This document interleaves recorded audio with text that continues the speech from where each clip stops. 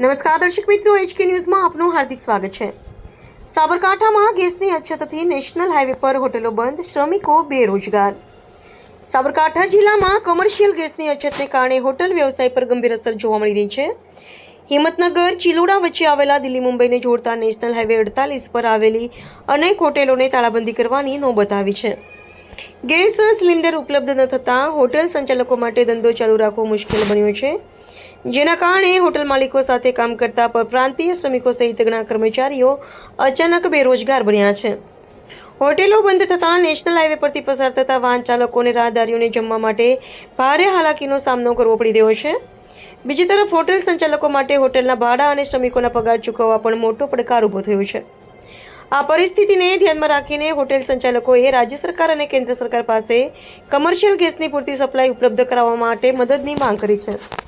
HK news Sabarkantha.